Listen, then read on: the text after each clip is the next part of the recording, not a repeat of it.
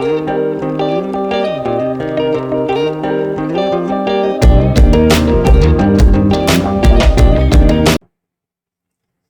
Friends, I welcome you all to Vyashti academy. Last class में हमने properties of determinant पढ़ा था और आज की क्लास में हम प्रॉपर्टीज ऑफ डिटर्मिनेंट से रिलेटेड क्वेश्चन सॉल्व करेंगे। तो हमारा पहला क्वेश्चन है, without expanding find the value of. First हमारा 102, 18, 36, 1, 3, 4, 17, 3, 8, 6। तो हमारे इस क्वेश्चन में क्या बोल रहा है कि हमें इस डिटर्मिनेंट की वैल्यू फाइंड आउट करनी है, पर हमें क्या करना है, इसे एक्सपेंड नहीं करना। तो अगर हमें कोई ऐसा क्वेश्चन दिया हुआ होता है जिसमें कि ये बोला हो कि हमें डिटर्मिनेंट की वैल्यू फाइंड आउट करनी है विदाउट एक्सपेंशन, तो हम उन क्वेश्चंस में जो हमने प्रॉपर्टीज पढ़ी उन प्रॉपर्टीज की हेल्प से इन डिटर्मिनेंट को पहले सिंपलेस्ट फॉर्म में लेकर आते हैं और फिर बाद में वहां से हम इसकी वैल्यू फाइंड आउट कर लेते हैं। तो हमारा पहला क्वेश्चन हम स्टार्ट करते हैं। पहले क्वेश्चन में अगर हम देखें तो हमारी जो फर्स्ट रो है उसमें हमारा सब क्या है, 6 के मल्टीपल है। तो हम क्या करेंगे कि 6 के मल्टीपल है तो हम क्या करेंगे, इक्वेशन फर्स्ट रो में 6 से डिवाइड कर देंगे। तो हमारी वैल्यू क्या है, 102, 18, 36, 1, 3, 4, 17, 3 एंड 6। तो हमने क्या किया, R1 में हमारे R1 को हमने 6 से डिवाइड कर दिया और उसके बाद जो हमारा रिजल्ट आता है उससे लिखेंगे। तो हमारा क्या आ रहा है, 102 divided by 6 that is 17, 18 by 6 that is 3 and 36 by 6 that is 6, 1, 3, 4 and 17, 3 and 6। तो अगर हम देखें तो हमारी R1 और R3 क्या है, सेम है। और अगर हमारी R1 और R3 सेम होंगे तो हमने प्रॉपर्टी पढ़ी थी कि अगर हमारी कोई दो रो या दो कॉलम जिनकी वैल्यू सेम होंगी तो हमारी डिटर्मिनेंट की वैल्यू क्या होती है, 0। अब अगर हमारी क्वेश्चन इस तरह से एग्जाम में आ जाता है तो कोई जरूरी नहीं है कि हम अगर यही ऑपरेशन करें तभी हमारी वैल्यू क्या होगी, डिटर्मिनेंट की सॉल्व हो पाएगी। हम चाहें तो हम क्या कर सकते हैं, रो 3 को 6 से अगर मल्टीप्लाई कर देते तो भी हमारी क्या होती है, वैल्यू सेम हो जाती है R1 और R3 की, और हमारे डिटर्मिनेंट की वैल्यू क्या आती है, 0। इस तरह से जब आप प्रैक्टिस करेंगे तो प्रैक्टिस करने से आपको ये पता चलेगा कि हम बहुत सारे अलग अलग ऑपरेशंस इम्प्लीमेंट कर सकते हैं एक डिटर्मिनेंट में और उसका विदाउट एक्सपेंशन उसको सॉल्व कर सकते हैं। ये चीज आपको आएगी जब आप धीरे धीरे इनको क्या करेंगे, सॉल्व करेंगे और प्रैक्टिस करते रहेंगे। अब हम सेकंड क्वेश्चन पे आते हैं। सेकंड क्वेश्चन क्या है हमारा, 2, 3, 5, 7, 8, 9, 65, 75 एंड 86। अब इस क्वेश्चन को अगर हम देखें तो इस क्वेश्चन में हमारी 2 + 7 हमारे क्या होते हैं, 9। लेकिन हम इस तरह से अगर हम करें 3 + 8 दैट इज 13, या फिर हम 7 में से 7 - 2 करें तो हमारी वैल्यू क्या होगी, 5। 7 - 5 करें तो वैल्यू होगी 2, 8 - 5 करें तो वैल्यू होगी 3, लेकिन 9 - 5 करें तो हमारी वैल्यू क्या आ रही है, 4।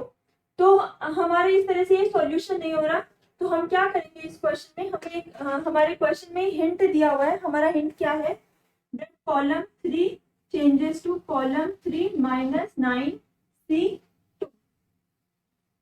ये चीज हमें गिवन है। हम चाहे तो इस तरह से भी सॉल्व कर सकते हैं और जब आप धीरे धीरे से प्रैक्टिस करने लग जाएंगे तो आप और ऑपरेशंस भी सीख जाएंगे। तो अभी हम क्या करते हैं, ये वाला ऑपरेशन इंप्लीमेंट करते हैं इस पे। अब हम अगर ये ऑपरेशन इंप्लीमेंट करेंगे, किसमें चेंज करना है, हमें केवल कॉलम 3 में। हमारे कॉलम 1 और कॉलम 2 क्या रहेंगी, एज इट इज। तो हम कॉलम 1 और कॉलम 2 में कोई भी चेंजेस नहीं करेंगे, उनको हम एज इट इज लिख देते हैं। कॉलम 3 में हमें क्या करना है, कॉलम 3 - 9C2। कॉलम 3 की वैल्यू क्या है, 65 - 9 into 7, 9 into 7 that is 63, value क्या आएगी हमारी 2।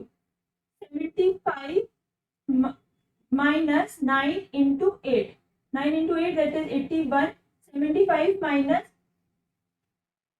9 इंटू, यही दिया हुआ है ना हमें, 9 इंटू C2। तो यहाँ पे हमारा क्या, 65 - 63, यहाँ पे हमारा क्या आएगा, 75, क्या होता है 72।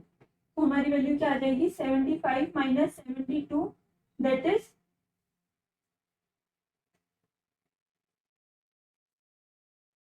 3। और 86 minus 9 into 86 minus 9 into 9 that is 86 minus 81, तुम्हारी वैल्यू क्या आ जाएगी 5। अब अगर हम देखें तो हमारी column 1 is equals to column 3, तो हमारे अगर दो कॉलम की वैल्यू सेम होंगी तो हमारी डिटर्मिनेंट की वैल्यू क्या आ जाएगी 0। अब हम नेक्स्ट क्वेश्चन देखते हैं 1 7 30 3 9 15 5 11 एंड 17। इसमें भी हमें हिंट गिवन है, आप चाहे तो उस हिंट की हेल्प से भी क्वेश्चन कर सकते हैं और चाहे तो हम दूसरा कोई ऑपरेशन भी इसमें इम्प्लीमेंट कर सकते हैं। तुम्हारी वैल्यू क्या है 1 3 5 7 9 11 13 15 एंड 17।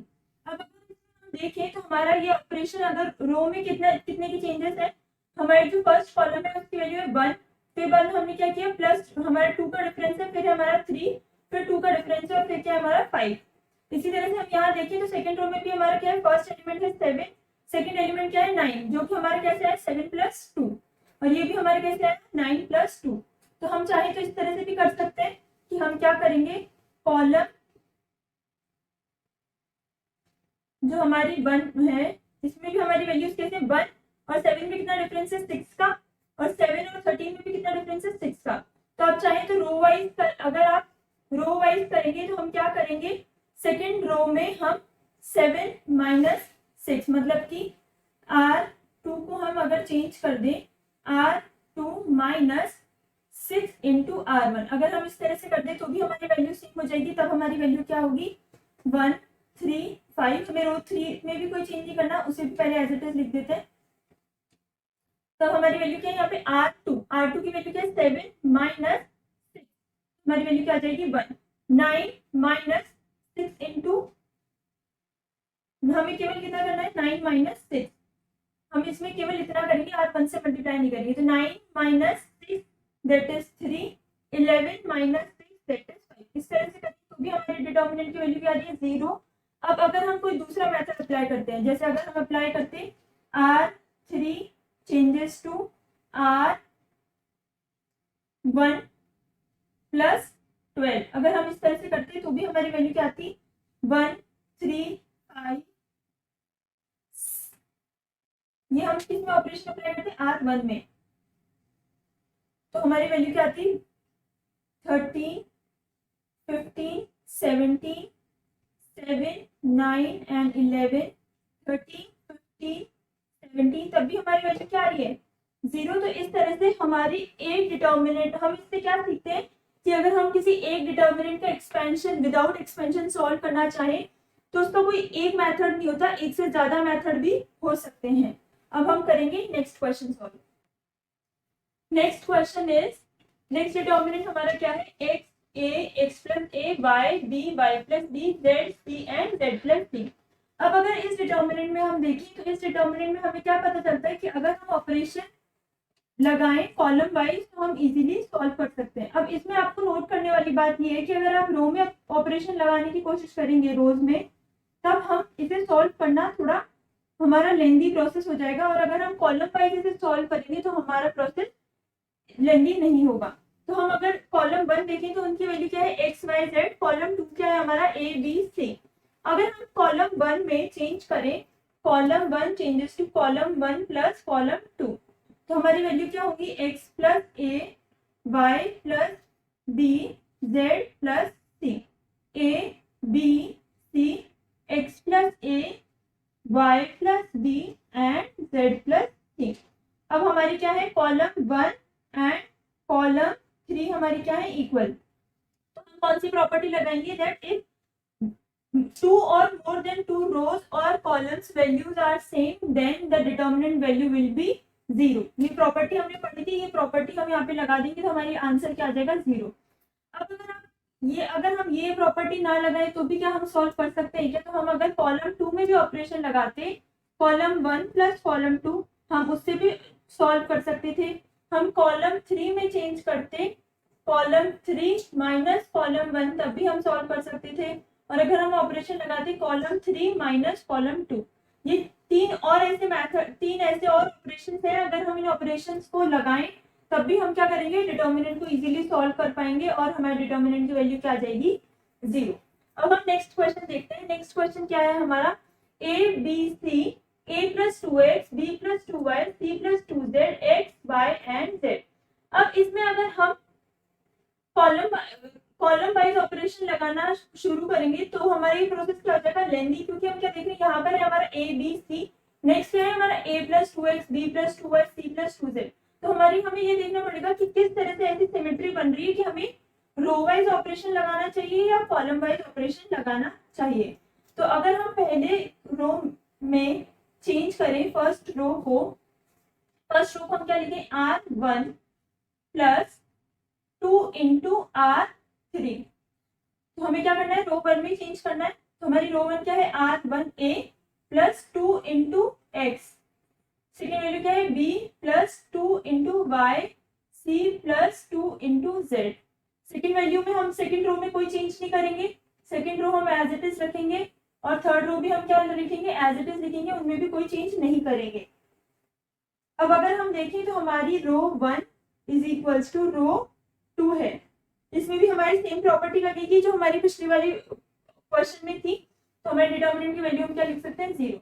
अब इसमें भी अगर हम ये वाली ऑपरेशन ना लगा के कोई और ऑपरेशन लगाते, सपोज करो हम R3 में चेंज करते R1 प्लस 2 इंटू R3, ये करते तो भी हमारा क्या होता, ऑपरेशन सक्सेसफुल हो जाता। अब अगर हम R2 में चेंज करते, R2 is equals to R2 minus R1, ये करके और फिर बाद में हम क्या करते, 2 कॉमन ले लेते, तब भी हमारा क्या होता, हम इसे सॉल्व कर सकते थे। थर्ड मेथड हमारा क्या था कि हम R3 में क्या चेंज करें, R2 में हम क्या ऑपरेशन लगाएं, R2 changes to R2 minus 2 into R3। अगर हम ये ऑपरेशन भी लगाते तो भी हमारा क्या होता, हम इसे डिटर्मिनेंट की प्रॉपर्टी को इसमें लगा के और हम क्या बोलते कि डिटर्मिनेंट की वैल्यू 0 है। हमारा नेक्स्ट डिटर्मिनेंट क्या है, a minus b, b minus c, c minus a, x minus y, y minus z and z minus x, P minus Q, Q minus R, R minus P। अब हम इसमें क्या करेंगे, first row में operation लगाएंगे, R1 changes to R1 plus R2।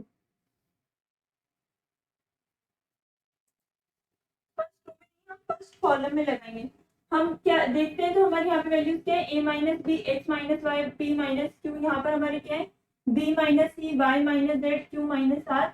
हम क्या करेंगे, कॉलम 1 में ऑपरेशन लगाएंगे, दैट कॉलम 1 प्लस कॉलम 2। हमारी वैल्यू क्या हो जाएगी, a minus B plus B minus C, x minus Y plus Y minus Z, p minus Q plus Q minus R. Second column हमें एज इट इज लिख देनी है, second column में हमने कोई चेंज नहीं किया और थर्ड कॉलम में क्या लिख देंगे, हम एज इट इज लिख देंगे।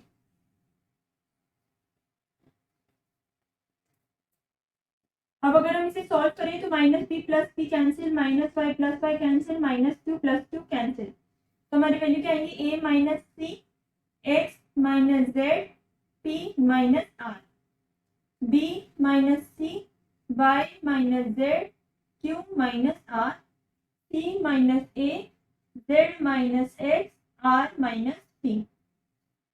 तो अगर हम कॉलम 1 को क्या कर दें, माइनस मल्टीप्लाई कर दें, माइनस C1 लिख दें, हमें क्या करना पड़ेगा,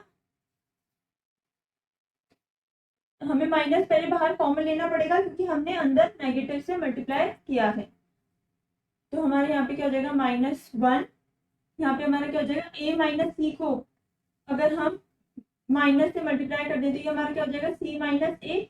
इस तरह से हम कॉलम 1 में पूरे में चेंज करेंगे तो हमारे यहाँ पे वैल्यू क्या आएगी, c minus A, z minus X and r minus P. Second value हमारी क्या आएगी, b minus C, y minus Z and q minus r। Third column की वैल्यू क्या है, c minus A, z minus X, r minus P. अब अगर हम देखें तो हमारे column 1 is equals to column 3 तो हमारी प्रॉपर्टी क्या लगेगी, इफ टू रोज और columns values are same then the determinant value is 0। तो हमारी इसकी वैल्यू क्या हो जाएगी, 0। अब हम सेकेंड क्वेश्चन सॉल्व करते हैं।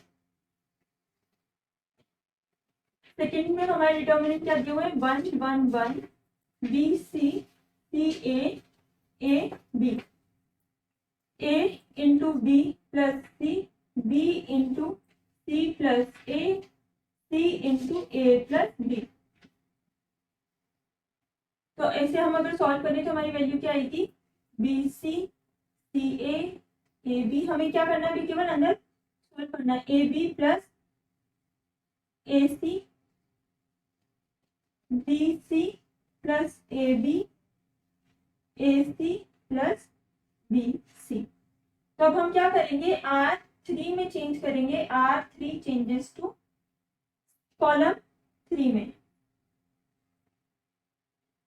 कॉलम 3 में हम चेंज करेंगे, column 3 changes to column 3 plus column 2। तो हमारी वैल्यू क्या आएगी, कॉलम 1 और कॉलम 2 क्या है हमारे एज इट इज रहेंगे, इनमें हम कोई चेंजेस नहीं करेंगे। हमारी वैल्यू क्या आ जाएगी, a B plus B C plus C A B plus B C plus c and a B plus B C plus c. तो अब हम क्या कर सकते हैं, a B plus B C plus c बाहर कॉमन निकाल सकते हैं। तो हमारी वैल्यू क्या होगी, A B plus B C plus C A into 1 1 1 B C C A B 1 1 1। तो अब हमारी कॉलम 1 इक्वल्स टू क्या है, कॉलम 3। तो हम क्या लिख देंगे, बोलेंगे that if two rows or two columns value is same then determinant value is 0।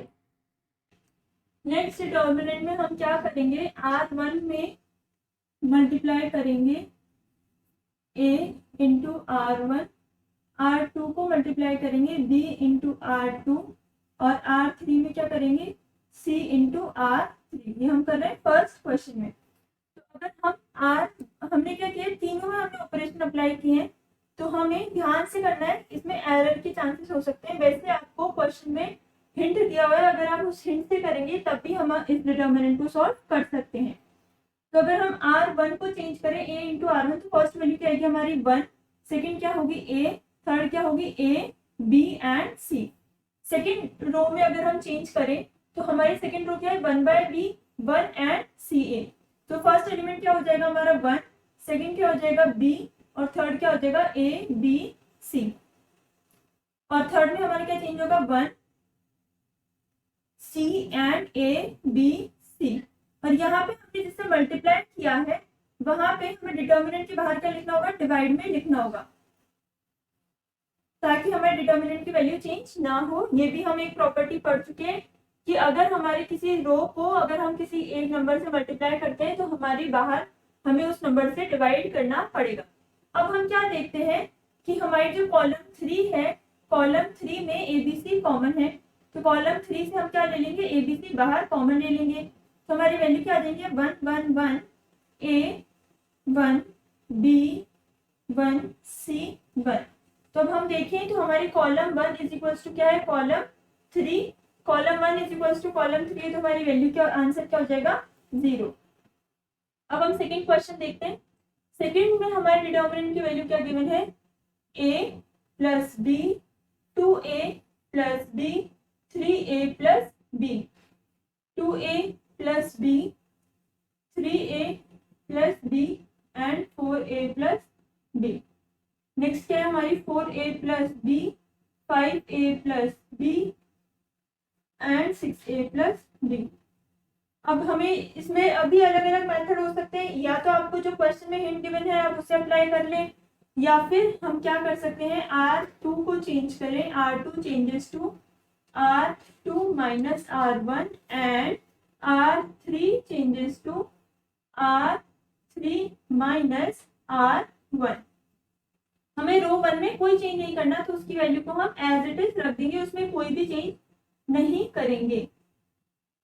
Second क्या है हमारा 2A प्लस B, R2 में क्या चेंज करना है हमें, R2 माइनस R1, तो 2A plus B R2 minus A plus B. इसे हम कैसे लिख सकते हैं, माइनस ए माइनस बी। इसी तरह से नेक्स्ट वैल्यू क्या है हमारी, 3a plus B minus 2a minus B. Next क्या है हमारी, 4a plus B minus 3a minus B. Next हमारी क्या होगी, 4a प्लस, ये हमारी क्या है, थर्ड रो है, थर्ड रो में हमें क्या बोला, R3 minus R1। 4a plus B minus a minus B, 5a plus B minus a minus 2a minus B, 6a plus B minus 3a minus B. यहाँ पे हमारा क्या होगा, plus B minus B cancel, plus B minus B cancel, plus B minus B cancel. ये हमने क्या किया, B को एलिमिनेट कर दिया। अब हमारी वैल्यू क्या है, a plus B, 2a plus B, 3a plus B, 2a minus a that is a, 3a minus 2a that is a, 4a minus 3a that is a, 4a minus a 3a, 5a minus 2a 3a, 6a minus 3a that is 3a। अब हम क्या करेंगे, रो 3 से हम क्या ले लेंगे, अगर 3 कॉमन ले लें तो हमारी वैल्यू क्या आ जाएगी, a plus B, 2a plus B, 3a plus B, a and 3 हमने क्या किया, बाहर कॉमन ले लिया, तो यहाँ पे हमारा क्या जाएगा, a एंड a। तो अब हम क्या बोल सकते हैं, that R2 is equals to R3, therefore determinant की वैल्यू क्या हो जाएगी हमारी, 0। या R2 is equals to R3 किसमें हमारा, इसमें, तो हम क्या बोल देंगे, when two rows values are same then determinant value is 0। Next question is, if A is a square matrix of order 2 and determinant A is equals to -5, find the value of determinant 3 into A। तो हमने क्या पढ़ा था, हमने property पढ़ी थी कि अगर हमारी कोई वैल्यू को हम अंदर मल्टीप्लाई करते हैं तो इसका मतलब क्या होता है, हम हर एलिमेंट को उससे मल्टीप्लाई कर रहे हैं।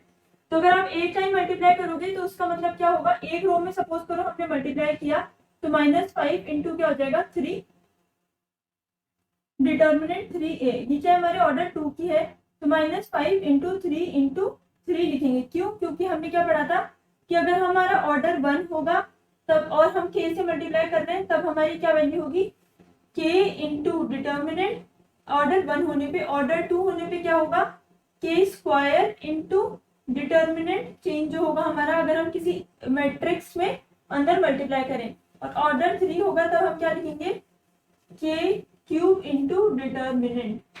ये हमने प्रॉपर्टीज में पढ़ा था। तो यहाँ पे हमारी वैल्यू क्या आ जाएगी, -5 into 3 into 3 that is determinant 3a is equals to -45। Next question क्या है हमारा, if A is a square matrix of order 3। अब हमें क्या दिया है, पहले हमें क्या दिया था ऑर्डर 2, अब क्या दिया है ऑर्डर 3। डिटर्मिनेंट A की वैल्यू क्या है 4, write the value of 2a into determinant. तो इसमें भी हमारे क्या है, ऑर्डर 3 है, if A is square matrix of order 3 then ka is equals to k cube into a। यही वैल्यू हम यहाँ पे लिखेंगे, तो determinant 2 into a is equals to k cube क्या हो जाएगा हमारा, k क्या है हमारा 2 क्यूब इंटू डिटर्मिनेंट a की वैल्यू क्या है हमारी 4, 2 क्यूब क्या है हमारा 8 इंटू 4 दैट इज 32। तो अगर हमारे इस तरह से कोई ऑर्डर में क्वेश्चन आता है कि हमें हमारा ऑर्डर 2 है, ऑर्डर 3 है, डिटर्मिनेंट की वैल्यू ये है, और हमें किसी दूसरे डिटर्मिनेंट की वैल्यू पूछी हो, तब हम क्या करेंगे, जिससे भी हमारा जो भी ऑर्डर है वो हमारा क्या हो जाएगा, क्यूब हो जाएगा, और मतलब वही हमारी पावर हो जाएगी, और हम क्या करेंगे, डिटर्मिनेंट से मल्टीप्लाई कर देंगे। Next question is, if A is a square matrix of order 3 and determinant A is equals to -2, find the value of -5a determinant। तो हम इसमें कौन सी प्रॉपर्टी यूज करेंगे? अगर हमारा इस तरह से क्वेश्चन आता है तो हम प्रॉपर्टी यूज करेंगे, इफ ईच एलिमेंट ऑफ रो और column of determinant is multiplied by the same number k, then the value of new determinant is k times the value of original determinant. और इस question में हमने क्या किया है, अगर हमारा ऑर्डर 3 है तो हमने हर रो में 3 से मल्टीप्लाई किया है। तो हमारा सॉल्यूशन कैसे लिखेंगे हम, that -5a determinant is equals to -5 into -5 into -5 into determinant a। क्यों? क्योंकि हमने पहले किसी, या तो आप रो में ले लीजिए या कॉलम में ले लीजिए। अगर हम किसी एक रो में मल्टीप्लाई करेंगे तो हमें कितनी रोज में मल्टीप्लाई करने का, 3 रोज में। और अगर हम किसी कॉलम में मल्टीप्लाई करेंगे तो भी हमें क्या करना पड़ेगा, 3 कॉलम्स में मल्टीप्लाई करना पड़ेगा। तो -5 into -5 into -5 that is -125 into -2 that is 250। तो हम इसे क्या लिख सकते हैं, that -5 to the power cube into determinant a। ये हमारा क्यूब क्यों आया, क्योंकि हमारा ऑर्डर क्या है 3। अगर हमारा ऑर्डर होता 2, इफ ऑर्डर इज 2, तो हमारी क्या होती, -5 to the power 2 into determinant a। और अगर हमारी ऑर्डर होती 1, तब हम क्या लिखते हैं, ऑर्डर इज 1, तो हम क्या लिखते हैं, -5 इंटू डिटर्मिनेंट a। तो जितनी ऑर्डर होगी हम उतनी ही बार इसको मल्टीप्लाई करेंगे। अब आते हैं नेक्स्ट क्वेश्चन पर। नेक्स्ट क्वेश्चन क्या है हमारा, if a is a square matrix of order 3 and determinant 3a is equals to k into determinant a, find the value of k। इसमें भी हमें क्या बोला, ऑर्डर क्या है 3।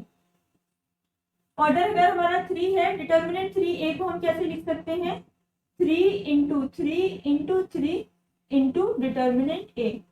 ये हमारा क्या हो जाएगा, 3 into 3 9 into 3 27 into determinant a। और अगर हमें क्या दिया है क्वेश्चन में, given determinant 3a is equals to k into determinant a। तो अगर हम इक्वेशन 1 और इक्वेशन 2 को कंपेयर करें तो k की वैल्यू हमारी क्या आएगी, k इज इक्वल्स टू 27।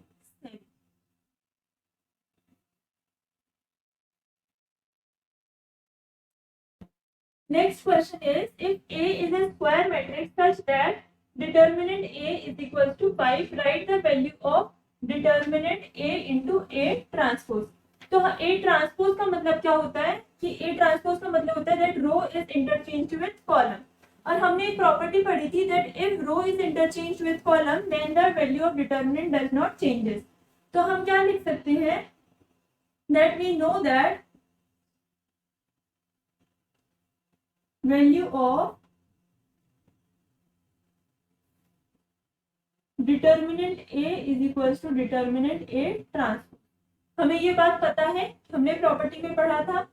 तो हम क्या लिख सकते हैं, determinant a into a transpose को हम क्या लिख सकते हैं, डिटर्मिनेंट a का स्क्वायर। ये हम लिख सकते हैं यहाँ से। और अगर हमारा ये ट्रू है, और हमने एक प्रॉपर्टी और क्या पढ़ी थी, that a to the power m is equals to determinant a to the power m। हमें एक प्रॉपर्टी ये भी पढ़ी थी। तो इन प्रॉपर्टीज की हेल्प से हम डिटर्मिनेंट a स्क्वायर पे कैसे लिख सकते हैं, डिटर्मिनेंट a इंटू स्क्वायर। तो हमारा a into a transpose is equals to determinant a square is equals to determinant a into square is equals to 5 into 5 का स्क्वायर दैट इज 25। तो हमारा आंसर क्या हो जाएगा, determinant value of determinant a into a transpose is equals to 25। Next question देखते हैं, if A is a square matrix satisfying A into A dash is equals to I, write the value of determinant A। अब हमारा question इस तरह से है, A dash का मतलब भी क्या है, A dash is equals to A transpose. तो हम यहाँ से भी क्या लिख सकते हैं, that determinant A into A dash is equals to determinant of I। I क्या है हमारी आइडेंटिटी मैट्रिक्स। तो हम यहाँ से क्या लिख सकते हैं, a into A dash is equals to determinant a का square is equals to identity matrix. Identity matrix को हम अगर सॉल्व करें तो उसकी वैल्यू क्या आती है हमारी 1। और यहाँ से हम a स्क्वायर को कैसे लिख सकते हैं, डिटर्मिनेंट ऑफ a स्क्वायर। तो हमारा डिटर्मिनेंट a क्या हो जाएगा, इज इक्वल्स टू √1। तो इसकी वैल्यू हमारी क्या हो जाएगी, determinant a is equals to either 1 और -1। इसका मतलब क्या है, डिटर्मिनेंट ए की वैल्यू या तो 1 हो सकती है या फिर क्या हो सकती है -1। अगर -1 होगी तो -1 का square will be also 1। Next question is if A is a matrix whose value is x 2 2x and determinant A cube is equals to 125, find the value of x। तो हमें एक कोई A मैट्रिक्स दी है, square matrix, जिसकी value क्या है A is equal to x 2 2x, और हमें क्या बोला डिटर्मिनेंट A का क्यूब की वैल्यू क्या होती है 125। तो सबसे पहले हम A डिटर्मिनेंट की वैल्यू निकालते हैं, यहाँ से क्या आती है, तो हमारी वैल्यू क्या आएगी x into x minus 2 into 2 that is x square minus 4। ये है हमारी equation 1, determinant A is equal to x square minus 4। अब सेकेंड चीज हमें क्या दी हुई है, determinant A cube is equals to 125। अब इसे हम by using property determinant A to the power m is equals to determinant A to the power m। यहाँ पे तो क्या है हमारा a to the power m का determinant is equals to determinant A to the power m। तो यहाँ से हम इसे क्या लिख सकते हैं, equation 2 can be written as